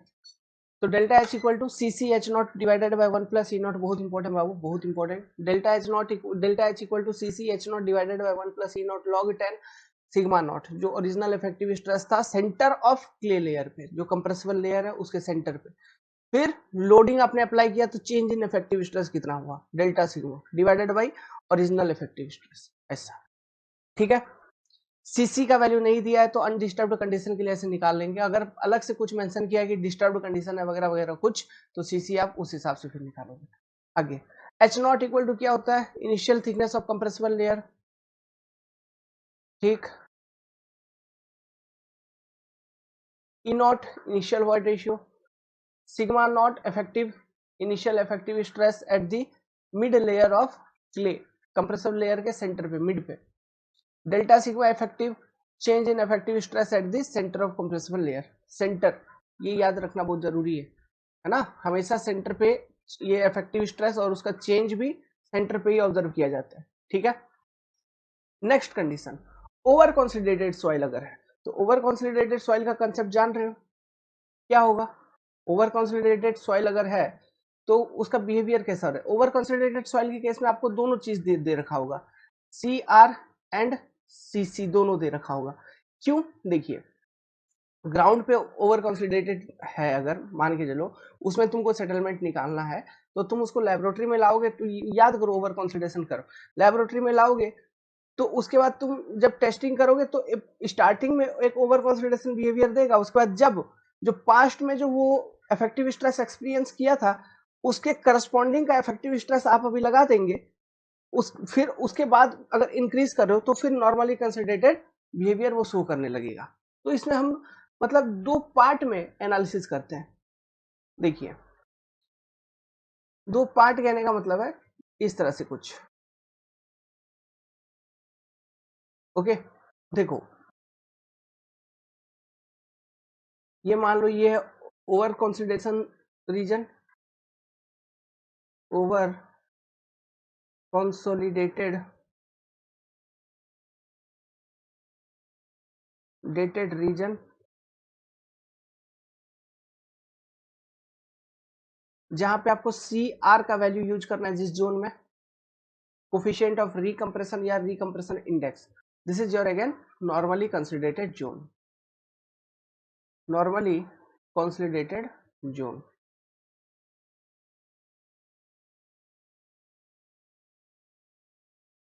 या नॉर्मली कंसिडरेटेड रीजन कह लो, रीजन, इसमें आपको सीसी का वैल्यू यूज करना है, कोफिशिएंट ऑफ कंप्रेशन, जो अभी आपने देखा था। ठीक है, देखो सीसी होगा क्या यहाँ पे बाबू, इनिशियली जो इफेक्टिव स्ट्रेस थी उसकी वैल्यू कुछ थी सिग्मा नॉट इफेक्टिव, फिर पास्ट में ओवर कंसिडरेशन रीजन है, मतलब पास्ट में कुछ इफेक्टिव स्ट्रेस सॉइल पे होगा जिस पर अभी पहुंच रहा है। ठीक है, तो वो पास्ट में जो इफेक्टिव स्ट्रेस था वो मान लीजिए सिग्मा वन इफेक्टिव। ठीक है, नॉर्मली कंसिडरेटेड रीजन मतलब अब सिग्मा वन इफेक्टिव इफेक्टिव तक आप प्रेजेंट में पहुंच चुके हैं, अप्लाई कर दिए हैं, अब इसके बाद इंक्रीज कर रहे हैं, तो वो again as a normally consolidated soil behave करेगा। तो इंक्रीज करके आपने पहुंचा let's suppose sigma two effective पे। क्लियर है? चेंज इन इफेक्टिव स्ट्रेस अगर मैं आपको बोलूं तो इनमें चेंज क्या हुआ, आप सीधा सीधा बोलोगे सर ये चेंज अगर मैं निकालूं, इसको मैं कहता हूं डेल्टा सिग्मा नॉट इफेक्टिव, या चलो delta sigma sigma one change में कहता हूं इसको, डेल्टा सिग्मा वन चेंज, जो कि होगा आपका सीधा बात है sigma one effective minus sigma not effective, sigma one effective minus sigma not effective, इसको मैं कहता हूं डेल्टा सिग्मा टू चेंज। ठीक है, इसको क्या कहेंगे, डेल्टा, एक्चुअली मैं इसको ऐसे कहता हूं ना, देखो फॉर्मूला लिखने में ठीक रहेगा, है ना, मैं इसको डेल्टा सिग्मा नॉट चेंज कहता हूं, इसको मैं कहता हूं delta sigma one change, delta sigma one change कहता हूं। समझ गए बात को, क्यों कह रहा हूं, फॉर्मूला लिखने में आसानी होगा देखना। डेल्टा सिग्मा नॉट चेंज मतलब ये, डेल्टा सिग्मा वन चेंज मतलब ये, क्या, sigma two effective minus sigma one effective. Clear है, ये चेंज निकालना समझ गए। तो ओवर कंसिडरेशन रीजन में आपको सी आर यूज करना है, नॉर्मली कंसिडरेटेड रीजन में सीसी यूज करना है। अब देखो एक चीज क्वेश्चन में दिया रहेगा कि पास्ट में उस सॉइल पे क्या इफेक्टिव स्ट्रेस आया था, मतलब सिग्मा वन का वैल्यू आप अंदाजा लगा लोगे, पता चल जाएगा आपको कि वहां तक में आपका ओवर कंसिडरेटेड बिहेवियर होगा, उसके बाद नॉर्मली कंसिडरेटेड बिहेवियर होगा, ये आपको पता चल जाएगा, मतलब you can easily identify sigma not sigma one and sigma two value from the question. Okay, question में डेटा दिया रहेगा अगर इस तरह का क्वेश्चन दे रखा है तो। देखो समझने वाली बात क्या है, ये यहां तक तो समझ गए, ये तो पहले से तुम जान रहे थे, है ना, और ये सी आर और सीसी का वैल्यू निकालना भी जान रहे हो, है ना, अगर कर्व वगैरह भी है तो वहां से भी यूज करके निकालोगे, ये आपको वो कॉन्सेप्ट भी मालूम है, तो कहीं अभी तक कहीं कोई दिक्कत नहीं है। होगा क्या, देखो ओरिजिनल थिकनेस थी एच नॉट, यहां से स्टार्ट करना, कहां से, ओवर कॉन्सोलिडेटेड रीजन की स्टार्टिंग से। ठीक है, ओरिजिनल थिकनेस थी एच नॉट, भले ही ओवर कॉन्सोलिडेटेड सॉइल था पहले से, लेकिन अब तुमको मालूम है अब अगर फिर भी लोड लगाएंगे तो कुछ ना कुछ तो कंप्रेशन हो ही रहा था ओवर कॉन्सोलिडेटेड सॉइल का भी, भले ही नॉर्मली कंसोलिडेटेड सॉइल के कंपैरिजन में कम होता है, लेकिन कुछ ना कुछ तो कंप्रेशन होता है। तो सॉइल का ओरिजिनल जो कंप्रेसिबल लेयर था उसका ओरिजिनल थिकनेस था एच नॉट, फिर इसमें ओवर कॉन्सोलिडेशन रीजन के दौरान कुछ ना कुछ कंप्रेशन हुआ, अब जो थिकनेस बच गई कितना, कुछ कम बची इनिशियल से, अब यहां से फिर नॉर्मली कंसिडरेटेड रीजन स्टार्ट होगा। तो जब हम नॉर्मली कंसिडरेटेड रीजन में फॉर्मूला लिख रहे होंगे तो ये जो थिकनेस बच रही है कंप्रेसिबल लेयर की after completion of over consideration region, जो थिकनेस बच रही है वहां से फॉर्मूला लिखेंगे, ये थिकनेस यूज करेंगे, ओरिजिनल एच नॉट नहीं यूज कर रहे होंगे। समझ रहा है? यही गलती करता है बच्चा यहाँ। देखो क्या है, देखो फॉर्मूला लिखने का पैटर्न कौन सा, इसी पैटर्न में लिखेंगे फॉर्मूला, इस पैटर्न में लिखेंगे फॉर्मूला। ठीक है, देखो यार नोटेशंस ध्यान रखना, मैंने क्या क्या नोटेशंस लिया है इसी के हिसाब से मैं फॉर्मूला चिपकाता हूं। टोटल सेटलमेंट जो आप निकाल रहे हो, ओवर कंसोलिडेटेड जोन में कुछ सेटलमेंट हुआ होगा, फिर उसके बाद नॉर्मली कंसोलिडेटेड जोन में कुछ सेटलमेंट हुआ, दोनों का सम करेंगे तो टोटल सेटलमेंट हमको निकलेगा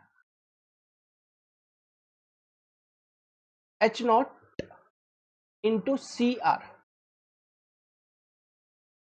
मतलब ऐसा करो, फॉर्मूला बनाओ बेसिक से, डेल्टा एच इक्वल टू क्या होगा, delta H one plus delta H two. ठीक है, तो settlement in during over consolidation, settlement during as a normally consolidated soil, ये सम करना अपने को। तो डेल्टा एच वन मतलब ये ओसी रीजन, ये NC, NC region normal consideration. ठीक है, एनसी रीजन, तो ओसी रीजन के लिए डेल्टा एच वन अगर मैं लिखूं, ओके अच्छा एक काम करता हूं यार, अलग अलग नहीं लिख के मैं एक ही साथ फॉर्मूला यहीं पे लिखता हूं। देखो नहीं तो फिर तुम अलग अलग लिखोगे, बहुत सारा कंफ्यूजन होगा।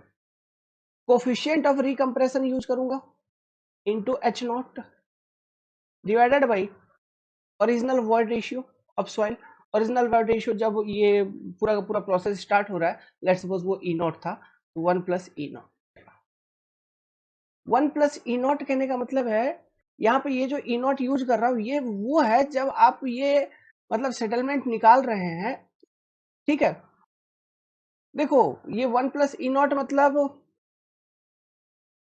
आप वो एकदम ओरिजिनल वाला ई नॉट मत कंसिडर करना। एकदम ओरिजिनल ई नॉट कंसिडर करने का मतलब क्या है कि जब तुम्हारा देखो अभी ओवर कंसोलिडेटेड रीजन में आने से पहले नॉर्मल कंसिडरेशन हो रखा होगा सॉइल का, तो जब वो नॉर्मल कंसिडरेशन फेज से गुजरा होगा उस समय जो वॉइड रेशियो था वो वॉइड रेशियो नहीं, अब जो ओवर कंसोलिडेशन के टाइम पे जो वॉइड जहां से कंटिन्यू हो रही है उस समय का जो वॉइड रेशियो है प्रेजेंट कंडीशन में, है ना, वो वॉइड रेशियो। समझ रहे हो, मतलब वो जो कर्व बनवाया था वहां पर, वो जो कर्व बनवाया था, रुको वो कर्व मैं देख लेता हूं एक बार, वो कर्व दिखाता हूं एक बार, कॉपी पे तो होगा ही, इसी कॉपी में हम बनवा रहे थे। समझना बात को, क्या कंफ्यूज नहीं होना, चीजें कहां से स्टार्ट होंगे, यहां से। एक मिनट ये देखो, इस वाले वॉइड रेशियो से यहाँ पे ई नॉट जो लिख रहा हूं वो ई नॉट ये लिख रहा हूं बेसिकली ई टू, क्योंकि ओवर मतलब कॉन्सेंट्रेशन हो चुका था एक बार, फिर तुमने लोड को रिमूव किया, अब फिर तुम लोडिंग कर रहे हो, तो जब लोड को रिमूव किए तो वो रिबाउंड हुआ, रिबैक हुआ, है ना, स्वेल किया, एक वॉइड रेशियो पे आया था, ई नॉट पे ना पहुंच के ई टू पे आया था, तो वो ई टू वॉइड रेशियो यहाँ पे ई नॉट है, अभी जो फॉर्मूला में लिख रहा हूं उसके लिए ई नॉट है। समझ गया, क्योंकि अब यहां से सारा का सारा प्रोसेस चालू हो रहा है। क्लियर है, कंफ्यूजन नहीं। ठीक है, तो ध्यान रखना, ये लॉजिक कनेक्टिविटी ध्यान रखना, ये सब यही सब चीज गलती करते हैं बच्चे, मिस कंफ्यूजन हो जाता है बहुत सारा। तो ये ई नॉट वो फॉर्मूला को एक पैटर्न में लिखने के लिए मैं लिख रहा हूं, लेकिन ये ई नॉट बेसिकली क्या है, वो ई टू वाला वैल्यू है। ठीक है, आपको क्वेश्चन में वही वैल्यू दिया रहेगा। ठीक है, तो C R into H not divided by 1 plus E not log 10, सीधा सीधा लॉग 10। देखो कहां से कहां तक में हो रहा है, सिग्मा नॉट इफेक्टिव से सिग्मा वन इफेक्टिव तक, इफेक्टिव तक में, तो सिग्मा नॉट इफेक्टिव पहला plus change delta sigma not change मैंने लिख दिया divided by original sigma not change. खत्म खत्म खत्म। अब देखो, अब लिखेंगे डेल्टा एच टू, तो इस रीजन में इसके कारण कुछ ना कुछ कंप्रेशन हुआ, डेल्टा H1 कंप्रेशन हुआ। तो ये डेल्टा H1 कंप्रेशन होने के बाद जो थिकनेस ऑफ सॉइल बचा वो कितना बचा, वो बचेगा आपका नाउ जो थिकनेस ऑफ सॉइल रिमेनिंग वो बचा let's suppose H not dash. ठीक है, अब जो थिकनेस ऑफ सॉइल बच रहा है वो बच रहा है एच नॉट डैश, और ये एच नॉट डैश का वैल्यू क्या होगा आपको मालूम है, H not minus delta H1 ये। तो अब हम ये थिकनेस कंसीडर करेंगे जब नॉर्मली कंसिडरेटेड सॉइल के लिए फॉर्मूला लिखेंगे, क्योंकि अब जो नया इफेक्टिव स्ट्रेस में चेंजेस आएगा है ना, जो नया इफेक्टिव स्ट्रेस सॉइल एक्सपीरियंस कर रहा होगा वो इस पर्टिकुलर थिकनेस ऑफ सॉइल पे एक्सपीरियंस हो रहा होगा। ठीक है, अब वॉइड रेशियो ई नॉट था, यहां से कहां आ गया होगा, चेंज हो गया होगा, लेट्स सपोज वो आ गया ई नॉट डैश चेंज हो गया, तो ये वॉइड रेशियो को अब यूज कर रहे होंगे। ठीक है, as a initial condition for this normally consolidated region. तो फॉर्मूला बनाओ, सिंपल सी बात है, आप समझ गए। फॉर्मूला क्या यूज करोगे, प्लस में देखो यहाँ प्लस में, फिर नीचे लिख रहा हूँ सीसी कोफिशिएंट ऑफ कंप्रेशन आ जाएगा एनसी रीजन के लिए, into H not dash divided by 1 plus E not dash log 10 effective stress कहां से, सिग्मा 1 से सिग्मा 2 अब हो रही है, तो सिग्मा 1 इफेक्टिव प्लस, इसलिए मैंने यहाँ पे फॉर्मूला को उस तरह से बनाया, डेल्टा सिग्मा 1 चेंज है ना, delta sigma 1 change divided by sigma 1 effective. Clear है ये डायग्राम, और ये इफेक्टिव स्ट्रेस वाला फॉर्मूला जो लिख रहा हूँ ये समझ गए कैसे लिख रहा हूँ, ये क्या लिखा, ये यहाँ पे मैंने, यहाँ पे ये लिखा मैंने sigma 1 effective minus sigma not effective, यहाँ पे क्या लिखा sigma 2 effective minus sigma 1 effective, यही बात है, चेंज जो हो रहा है वो लिख रहा हूं मैं, डिवाइडेड बाय ओरिजिनल, ओरिजिनल चल रही है, समझे, लाइक दिस। कंफ्यूजन रहेगा कभी नहीं, ओवर कॉन्सेंट्रेटेड सॉइल के केस में कभी कंफ्यूजन रहेगा नहीं, ओवर कॉन्सेंट्रेशन रीजन का अलग, उसके बाद जो इफेक्ट हुआ है उस इफेक्ट को कंसिडर करते हुए फिर नॉर्मली कंसिडरेटेड सॉइल का अलग से सेटलमेंट निकालना पड़ेगा आपको, समझे, ये होता है। लिखो, तो यहां से लिखना है ना आपको, ये फोर्थ वाला, मतलब सीआर और सीसी दोनों दे रखा होगा, मतलब समझ जाने का कि वहां पे ओवर कंसिडरेशन स्टेज की भी बात कर रहा होगा और नॉर्मली कंसिडरेशन स्टेज का भी बात कर रहा होगा, इस तरह से स्ट्रेसेस वगैरह दिखा दीजिए। ठीक है, उसके बाद ये फॉर्मूला लिख लो, समझ गया फॉर्मूला को, ठीक, फॉर्मूला कैसे बनाना है समझ गया, ये याद रखना है, ये पैटर्न, ये फॉर्मूला लिखने का तरीका याद रखना है। ठीक है, मतलब ये वाला बस बेसिकली याद रखो ना, ये वाला पीस लॉग 10 के अंदर क्या लिख रहे हैं, लॉग 10 के अंदर क्या लिख रहे हैं, लॉग 10 के अंदर लिख रहे हैं पहला जो स्ट्रेस था सबसे पहले ओरिजिनली सिग्मा नॉट मान लो, फिर सिग्मा जो चेंज आया, तो चेंज क्या मतलब सिग्मा नॉट से सिग्मा 2 पे गए होंगे, जो चेंज आया डेल्टा सिग्मा नॉट लिख लो, चेंज है ना, delta sigma not by sigma not, ये लॉग के अंदर लिख रहे हैं इफेक्टिव, सारे क्या है इफेक्टिव स्ट्रेस, और एक कोफिशिएंट जो भी है इनटू ओरिजिनल थिकनेस जो भी है divided by 1 plus E not, void ratio की बात हो रही है, मल्टीप्लाई करना है, हो गया। तो ये ध्यान रखना लिखने का तरीका, प्रैक्टिस, हम लोग क्वेश्चन को सॉल्व करेंगे तो प्रैक्टिस हो जाएगा, याद हो जाएगा, मुंह पे रटा जाएगा ये सब चीज। ठीक है, दिक्कत वाली बात नहीं है। यहाँ पे ये लिख लो एच नॉट डैश क्या है ताकि कभी कंफ्यूजन ना हो, एच नॉट डैश मतलब thickness of the compressible layer at the end of over consolidation stage, जब ओवर कंसोलिडेशन स्टेज खत्म हो रही है तब आप क्या थिकनेस बच रहा है, और at the beginning of normally consolidation stage वो एच नॉट डैश है। और कैसे सिमिलरली आप ई नॉट डैश भी देख सकते हो ना, ई नॉट डैश भी वही, हमको यहाँ पे ई नॉट डैश को यूज करना है। ठीक है, मतलब wide ratio at the end of over consolidation stage है ना, आप लिख सकते हो ई नॉट डैश क्या है यहाँ पे, void ratio at the void ratio at end of over consolidation stage.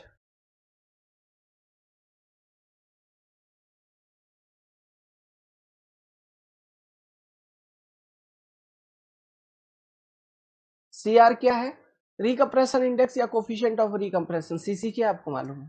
ठीक है, और ये चेंज इन इफेक्टिव स्ट्रेस वगैरह मालूम है आपको?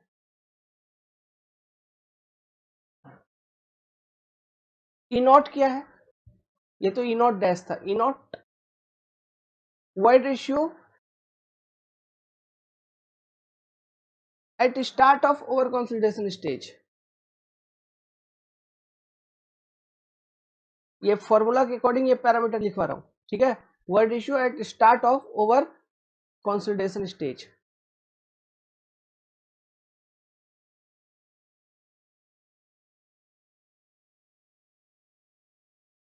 Similarly H not thickness of compressible layer at start of over consolidation stage. ये भी लिख लो यार, कंफ्यूजन का है बाद में फिर माथा पेची। थिकनेस ऑफ कंप्रेसिबल लेयर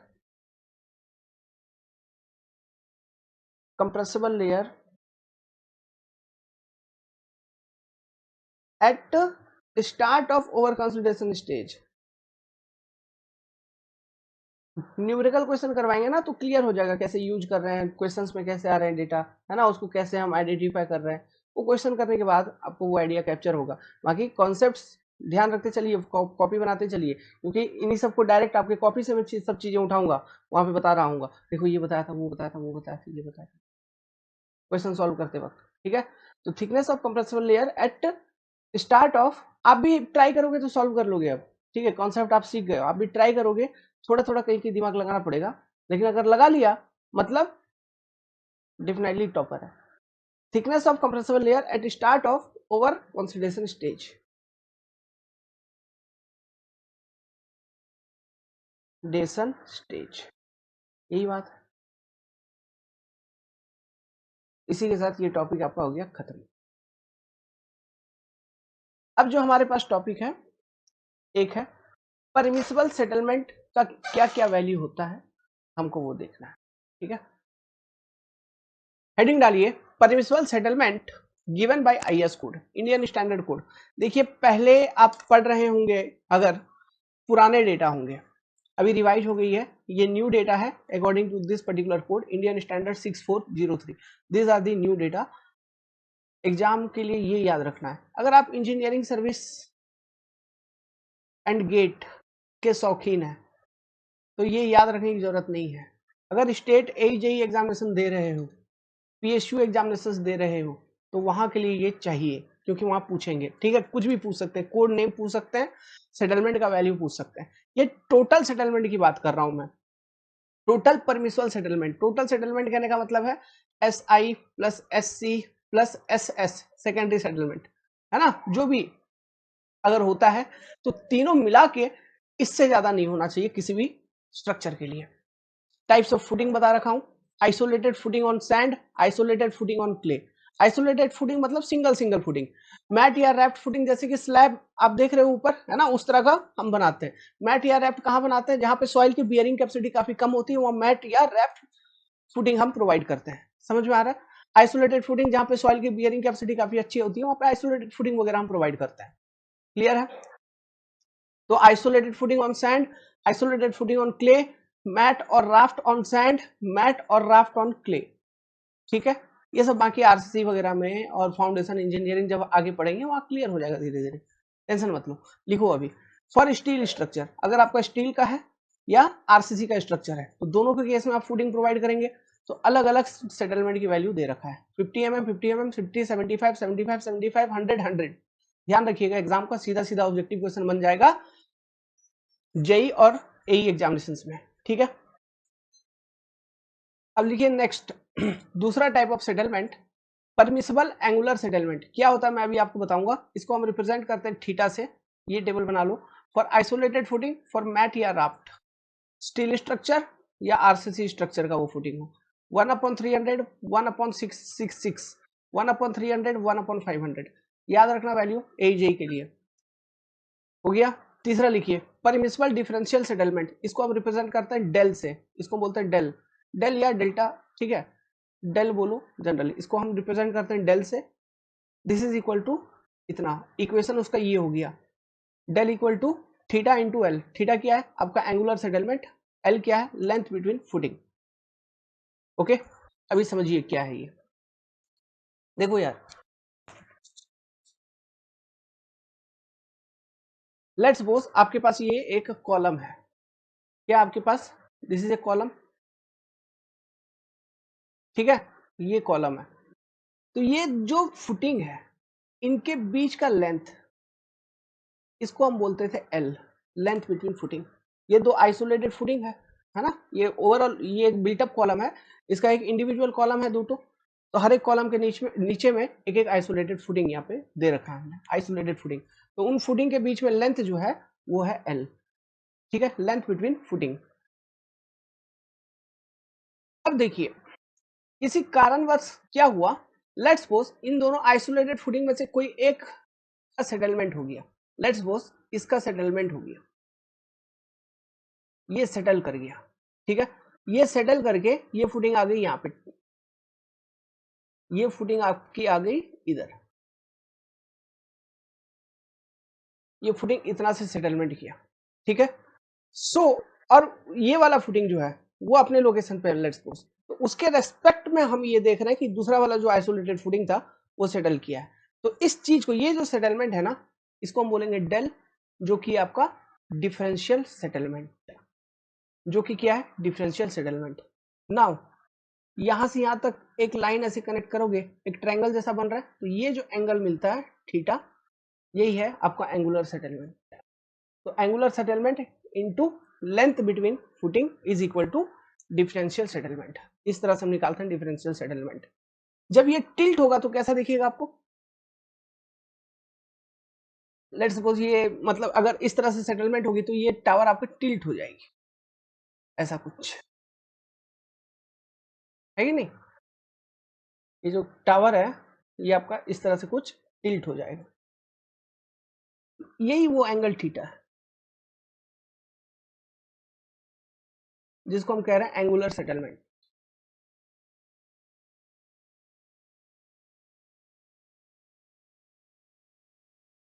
क्या ना कि ये क्लास को, इस चैप्टर को जल्दी खत्म करना है, अपन चलेंगे न्यू चैप्टर के ऊपर, लंबा खींच गया सॉइल मैकेनिक्स। तो this is your angular settlement, समझ गए। तो angular settlement into length between footing L is equal to differential settlement del, तो मिट गया यहाँ पे del.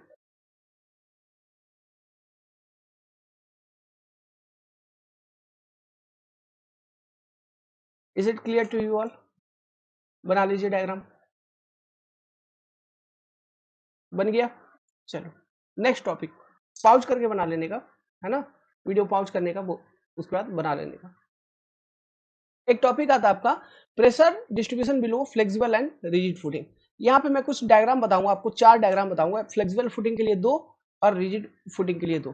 Flexible footing rigid footing कहने का मतलब है जैसे फ्लेक्सिबल पेवमेंट और रिजिड पेवमेंट आप देखते हो रोड में, हाईवे में, उसी तरह का ये होता है। रिजिड पेवमेंट जैसा होता है वो वैसा रिजिड फुटिंग, फ्लेक्सिबल पेवमेंट जैसा होता है वैसा फ्लेक्सिबल फुटिंग। क्लियर है।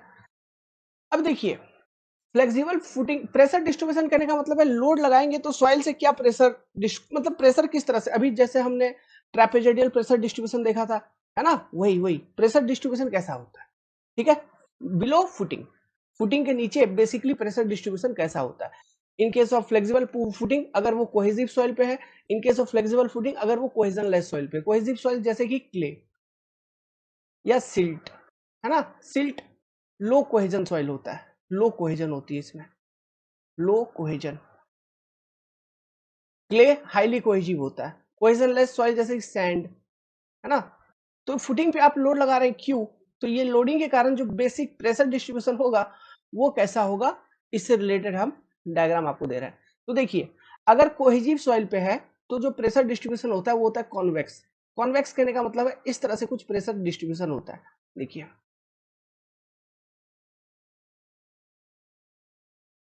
ऐसा, ये शेप आपको याद रखना है, ठीक है।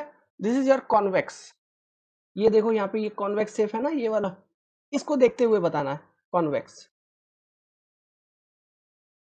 अगर कोहेजन लेस सॉइल के ऊपर फ्लेक्सिबल फुटिंग है तो प्रेशर डिस्ट्रीब्यूशन होगा कॉनकेव, मतलब इस तरह से कुछ प्रेशर डिस्ट्रीब्यूशन हो रही होगी,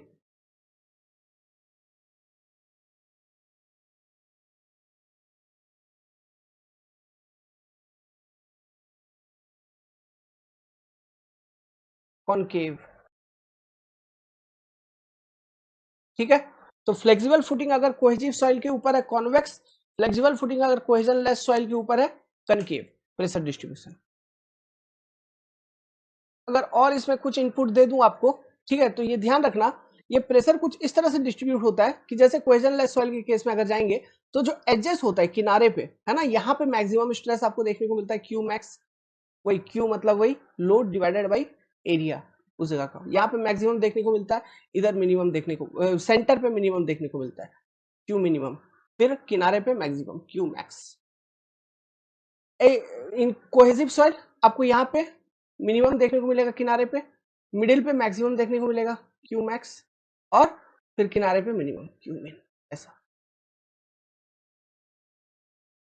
ध्यान रहेगा, ध्यान रखना है बस, ठीक है। एग्जाम में डायग्राम पूछ लेते हैं कभी कभी कि ये फुटिंग के लिए किया, वो फुटिंग के लिए किया, ऐसा। Rigid footing, rigid footing again दो तरह के सॉइल पे, एक कोहेजिव पे, दूसरा कोहेजन लेस पे। तो रिजिड फुटिंग अगर कोहेजिव पे है तो प्रेशर डिस्ट्रीब्यूशन होता है कनकेव, ऐसा।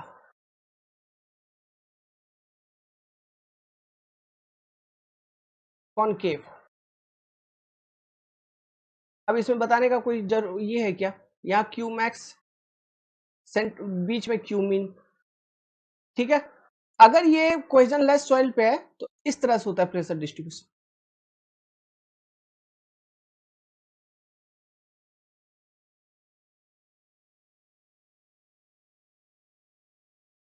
कॉन्वेक्स।